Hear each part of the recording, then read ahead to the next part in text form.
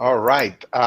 Good afternoon, everybody. Good morning, good evening, depending on where you're joining from. My name is Edgar Gonzalez. I am a client experience manager with Blackboard, and I have the pleasure today to introduce our speakers for today's session.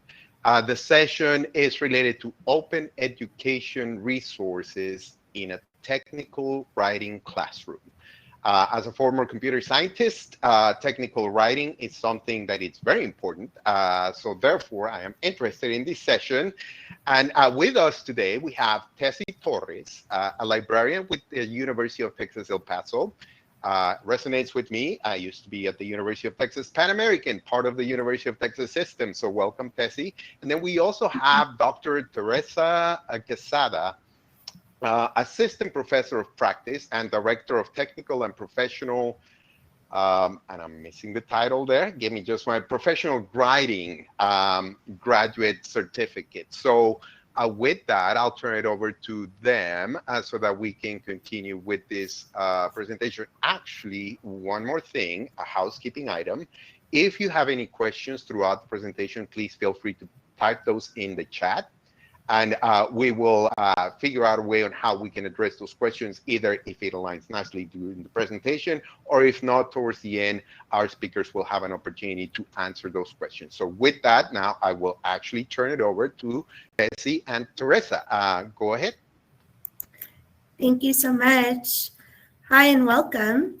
Like you said, my name is Tessie. I'm a librarian here at University of Texas at El Paso. I have Dr. Teresa Quesada with me.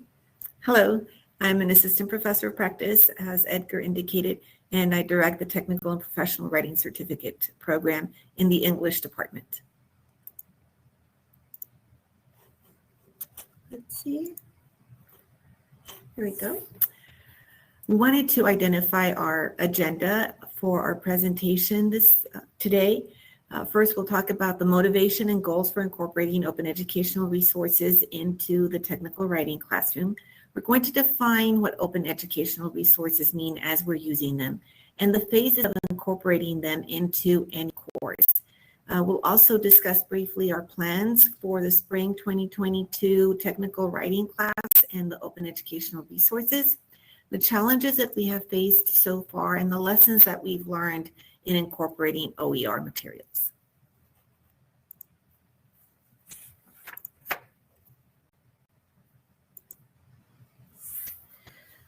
So to understand the motivation behind our implementation of OER, we have to look at Texas and their statewide initiative on using open educational resources in classrooms throughout higher education in the UT systems.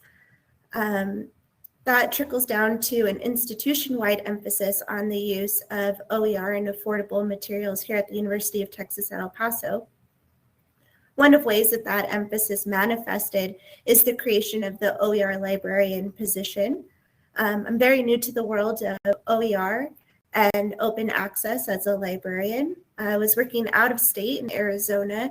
And I was looking for a way to come back to El Paso. I'm very fortunate that this position opened up because not only am I excited about affordability in higher education, but it allows me to collaborate with my mom, Dr. Quesada. And aside from the institutional emphasis on OER, we also have my emphasis as an instructor in the technical writing course, and specifically the one that is themed for civil engineering students. The rationale behind that is that I want to be able to manage the costs for what is an elective course in the civil engineering curriculum. The estimated savings is approximately $53 or 40% of the total cost for the required materials that are available commercially. And I also want to identify materials that are particularly relevant to civil engineering students. We piloted a civil engineering technical writing course in the spring of 2021. And while anecdotally that was very successful, the comments were specifically that it was successful because they appreciated the focus on genres, on readings that relate to what these students will be doing when they go into the workforce.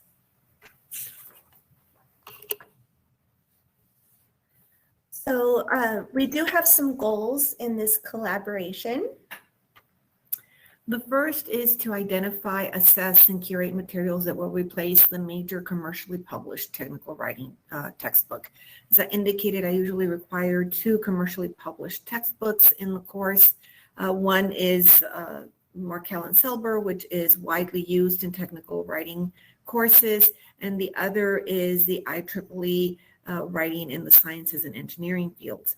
I want to keep the writing in the sciences and engineering fields because that resonates with the students, but I want to find other materials that can enhance that as opposed to using just the commercially available textbook. So in collaboration with the Provost's office, I, as the OER librarian, have created an OER framework document.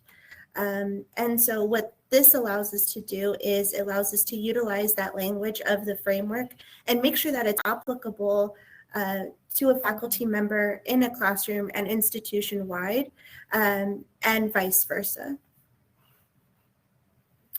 We also want to pilot materials that are not only usable for the themed course, but that can be adopted and adapted in subsequent semesters by other faculty that are also teaching technical writing courses and not necessarily to civil engineering students. Finally, not only am I new to the world of OER, but the institution is as a whole. And so what this is going to allow us to do is look at the process of incorporating and adapting OER into courses to see if our projected issues and challenges actually did come to the forefront, and also bring to light any others that we didn't foresee. So let me briefly talk about what open educational resources are. So they are education materials that have been licensed in a way that not only are they available for free online or through other mediums, but they are licensed in a way that they can be changed and adapted without further permissions from the creator. There are 5 R's that we use in OER: retain, reuse, revise, remix, and redistribute. A material must have the ability to be all 5 R's at the same time in order for them to be considered OER materials. There are 3 ways that OER can be used in the classroom. The first is to adopt, and that's where an instructor takes OER as is and starts using it in the classroom with the students.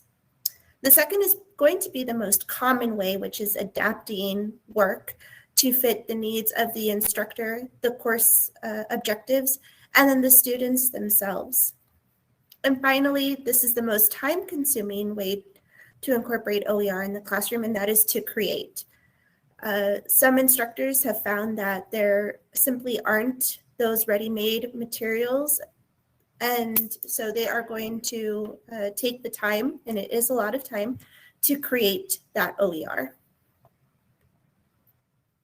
I do want to point out what OER isn't. Just because something is free does not make it OER.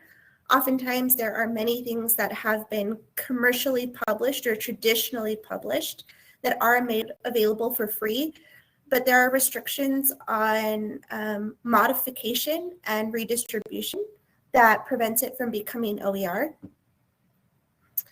OER materials are not just textbooks. They can be any educational material, so lecture notes or slides, handouts, assessments, anything that is used in a classroom. Finally, they are not static. Because of the license, it allows a material to be published or adapted as many times as needed. Most of the concerns that I get from faculty members when using commercially published textbooks is they have to wait for an update, which could take years depending on the textbook and the author.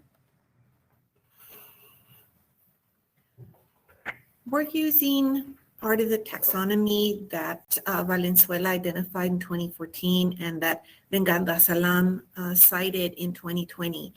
Now, Bengantasalam identifies 4 distinct phases in collecting and developing OER. One is collect. Secondly is the connecting the material to the course outcomes. Finally, curating, which involves the instructor analyzing and evaluating the resource. And the last one is contributing, which ties back to the creation of materials so that they are pertinent to the course. While this was a good starting point for us, we thought that the process was much more recursive and more complex. And so we would not be writing instructors if I did not say something about the recursiveness of the process. And that's why you see the arrows going in both directions, as opposed to just building on one and building on in one direction. The first step that we identified that was critical to the process is mapping the course so that the course goals align with the learning objectives and with the assignments, activities, readings. Everything in the course builds on the previous module and ultimately gets to the course goals. I have combined the review, collection, and connection. I'm sorry, I think I have that, have 2 collections, but one is many instructors have already collected other materials that enhance their course. This is particularly true when we have learning management systems that allow us to incorporate other types of materials to enhance commercially published textbooks. So that's part of what the instructor also has to do, is review that collection and then continue collecting materials. The connection phase remains the same, as does curating. Localizing, we believe, is a much more important phase. It needs to be highlighted and brought to the fore, since that is part of the adaptation process that allows instructors to localize for either geographic, pedagogical, technical, or other ways to make the course materials relevant to the students. And finally, we do have the contribute, which is the creation of new materials that are specifically used for that course and that can be adapted by other instructors for their specific purposes. In this instance, the technical writing course had already been mapped for courses that were available to all majors. And the learning objectives had been developed by the Rhetoric and Writing Studies faculty. So those remain consistent throughout the courses, whether or not they are themed for a particular discipline. All the assignments were linked to the learning objectives. So when we offered the pilot course for civil engineering students, that course was remapped to be relevant to the students, and that happened in the spring of 2021. So we had a little bit of a head start here. The course also already included some open access materials that were intended to supplement the textbooks. So again, there was a collection that was already existent that now we just needed to review and enhance. We've combined the collecting, connecting, and curating because this is where we believe we have the most recursive part of the overall process. So we are now in the midst of collecting additional materials. We're identifying the gaps between the previously collected materials and the learning objectives, particularly once we remove that commercially published textbook. We're optimistic that we can collect, connect, and curate the materials that will be relevant to the civil engineers. Again, we already have a starting point for that, so we're not starting from scratch, and we believe that that will help us. And while there are recommendations in literature that various software can be used to analyze, evaluate, and contextualize materials, my plan is to use Blackboard to help curate because the course is already organized in the learning management system. The modules are linked to the learning objectives, and so we can use that as a framework to structure the course. We're also in the process of localizing and taking some of those resources and developing them primarily for pedagogical and technical reasons. Again, we want the materials to speak to the students in civil engineering so that they understand how these genres, these documents, will be relevant to them, not just in their studies, for example, lab reports, but also once they become professional engineers and they have to work with clients, with supervisors, with contractors, with other stakeholders within their field. We're not quite at the contribution standpoint yet. We believe that some of that will have to happen, and there are specific locations where we will share that material, and Cassie will talk about that a little bit more. So we do have an institutional repository called Scholarworks at UTEP, which as the OER librarian, I am on that team to collect and curate. Our goal in Scholarworks is anything that has been significantly adapted or created as OER, we want to go ahead and bring that in. It will be published as either OER or open access, depending on how the creator wants to license it. And working with Dr. Quesada, I think the goal is to publish as OER, so all 5 Rs will be utilized. And this is going to allow for a couple things. When it's published as OER and in the institutional repository, it's going to build up the materials that people in the UTEP community can use. And it's also going to ensure that the students who were in this technical writing course can still have access to these materials even after they've graduated. And in speaking with civil engineers in the public sector and in the private sector as well, they've expressed interest that having access to these materials in the future would be very beneficial to engineers at any stage in their career. So our plan for spring 2022 is to introduce the enhanced OER materials to substitute for the commercially published textbook in a face-to-face specialized course for civil engineering students.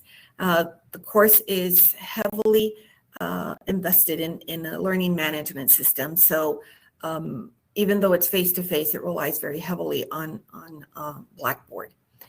What we believe this will do is allow for us to make adjustments to the materials, since we'll be able to gauge how the students are interacting with them and whether or not the materials are being effective in meeting the learning objectives.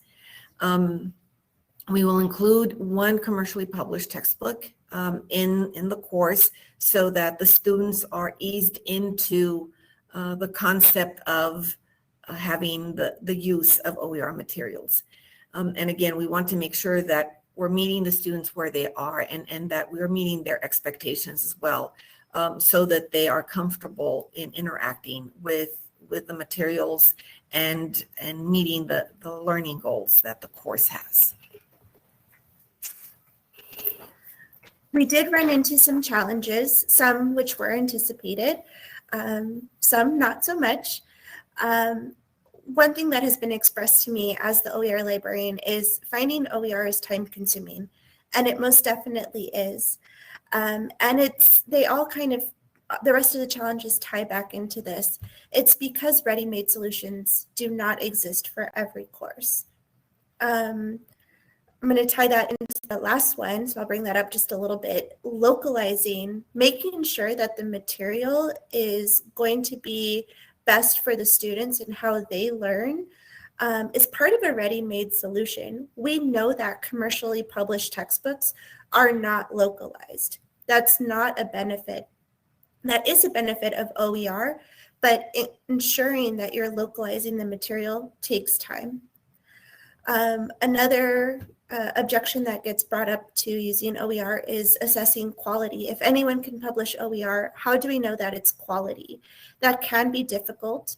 I know that most instructors, if you're in that world, you might be really comfortable with peer review. Some materials just don't lend themselves well to a peer review process. So assessing quality can be difficult.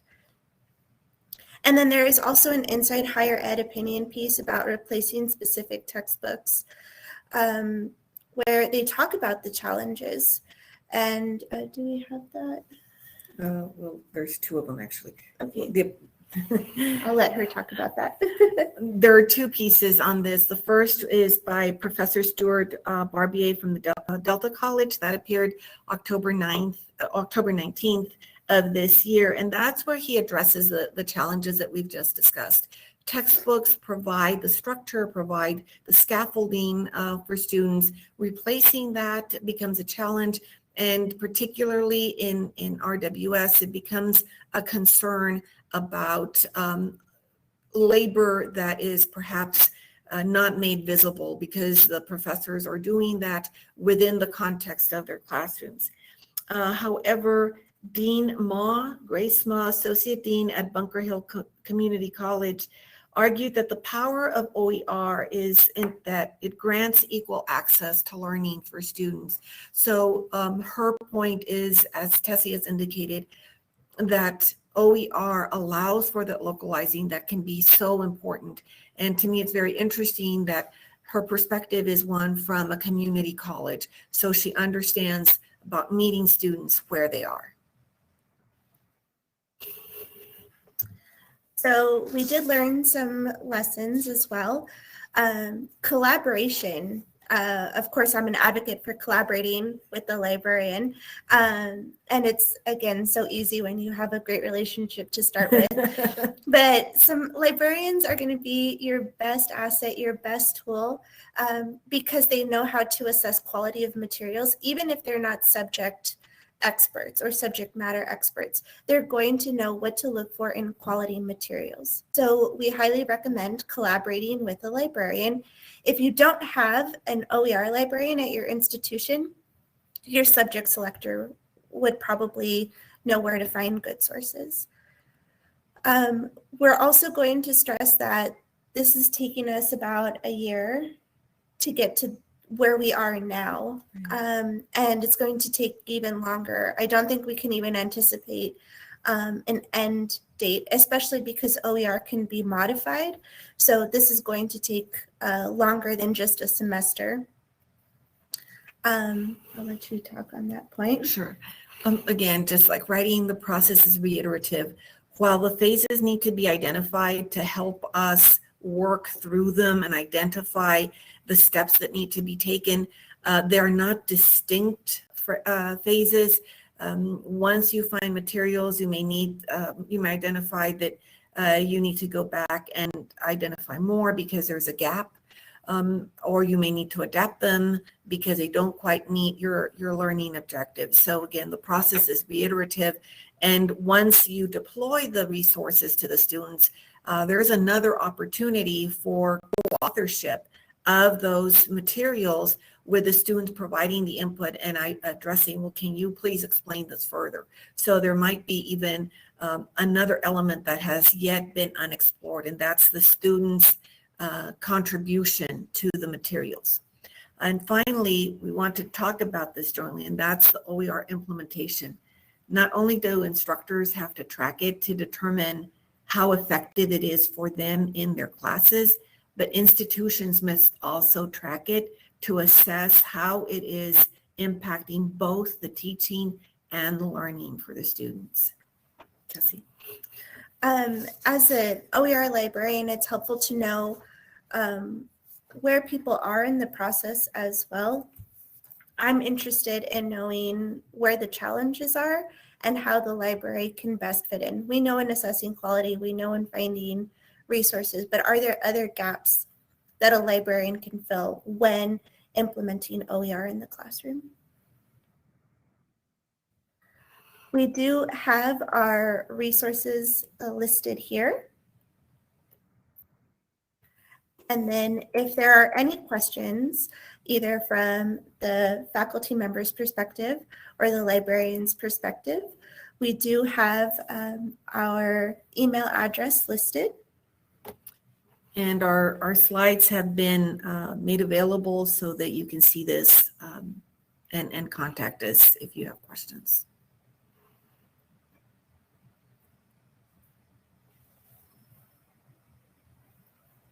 So I do see some questions.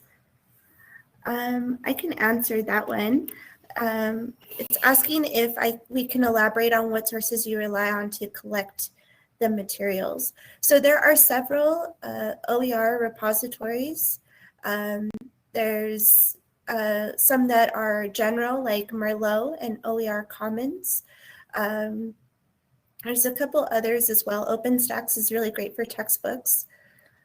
There are going to be some more subject-specific OER collections, and some, just like UTEP has their own institutional repository, they're going to have subjects as well. So I think it depends on what you're looking for. The librarian, especially if they're well-versed in OER, can help guide you to some of those repositories and OER collections.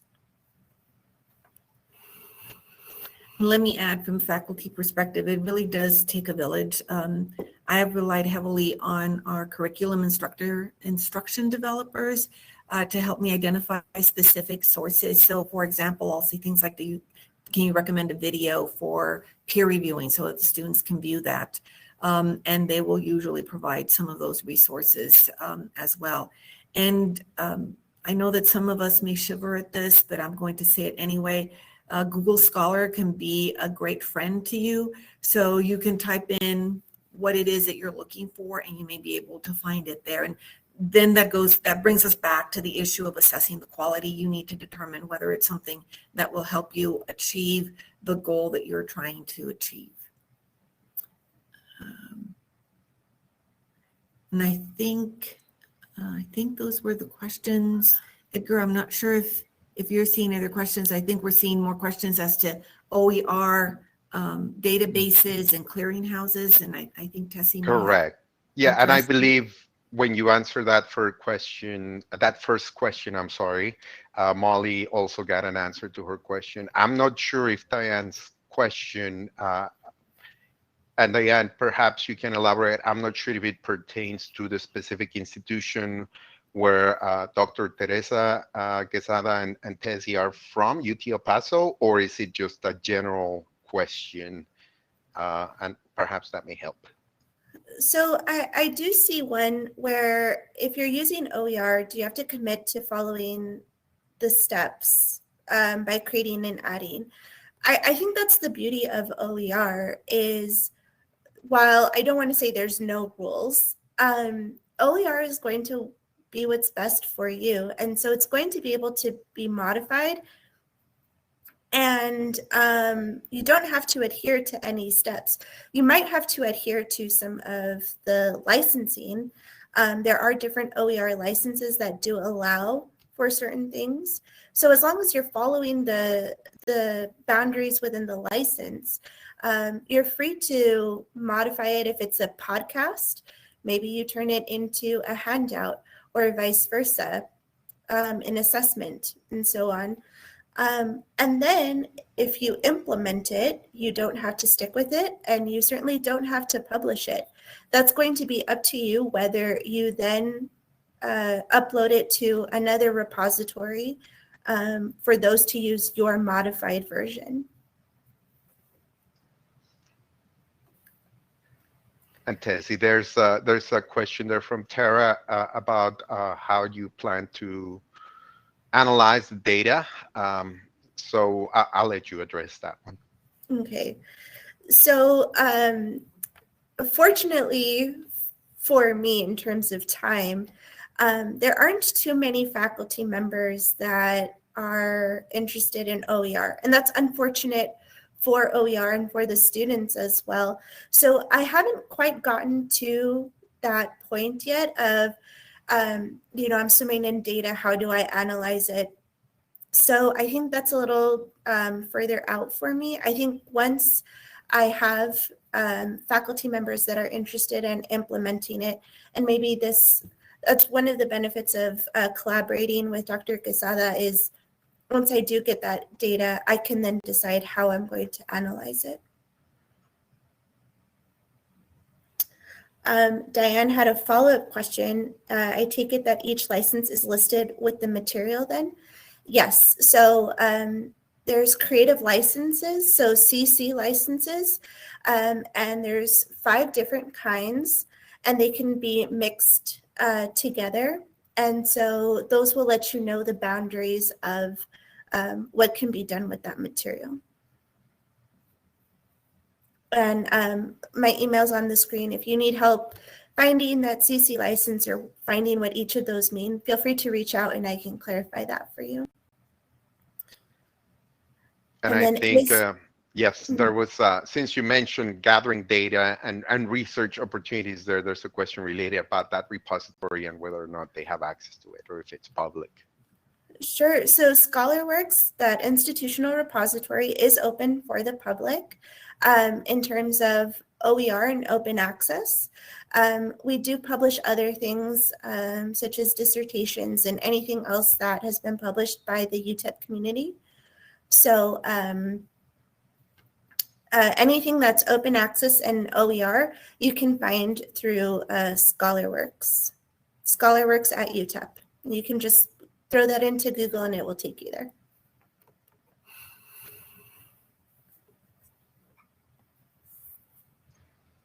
So we have about 4 minutes left. There's still an opportunity to ask questions.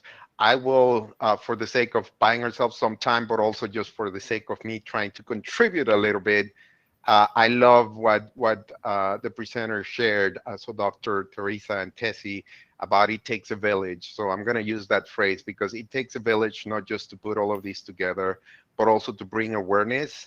And ultimately, and I can tell you also as a parent of a college level student, not just the cost, but also just how all of these specific educational resources that sort of fill in those gaps that perhaps the traditional publishers, sometimes they don't have out there. It just brings tremendous value. So, and the fact that you can not only leverage those resources, but also through these different licensing models available through open education resources, you also have the flexibility to even tweak those even further to specifically fit the needs and your vision that you have as an instructor and paying it forward. So the beauty of this is just, to me, it's very meaningful. And hopefully with that statement, also maybe there's an opportunity for other questions as well. And I think, Diane, you have a question there, or maybe it's more of a comment. It definitely is due to lack of understanding. I think when I first, this is kind of how this came about, is, you know, just conversations over the dinner table, right? And there was at first some confusion about open access and OER and the open movement in general. So I do think it's just a lack of awareness about the materials and how they're used and the benefits. Well, let me add this from the instructor's perspective. I think most instructors have made modifications to materials, and I'll offer this as perhaps a rather simplistic example, but I think it's one that illustrates how we have been making adaptations and localizing materials. If you take a textbook and just change the order of how you present the chapters to your students so that it matches your learning objectives, you're already adapting, you're already localizing. The issue with open access and open educational resource is that you have the authors, and there may have been multiple authors with multiple iterations. You have their explicit permission to take that and adapt it even further. And then that can circle back to those original authors. So I don't want to leave anyone with the impression that, oh my goodness, this is just so much new work that we all have to do. I think we've been doing some of it. I believe there's now a recognition that we may be able to do more and we can share more, not just within our departments, within our institutions, but across institutions, provided that we have those creative licenses. Let me see. Yeah, I like the idea of using the student feedback to help modify OER too. Yeah, we think that's critical. We think that because they can very specifically tell us, right? Well, can you add this? Can you discuss this further? And that should most definitely inform the materials that are either adapted or created. Yeah. All right, that's it for us. Well, we actually perfect timing because we have reached the end of the session. So I want to thank to our speakers, Dr. Teresa Quesada and Tessie Torres. By the way, I think it's awesome that a mom and a daughter are teaming up together to do a presentation. Great stuff. So thank you so much. And thank you everybody for attending this session. Have a great rest of your Friday or Saturday, depending where you're joining from. But anyways, have a great one. Thank you all. Thank you. Bye, everybody. Thank you.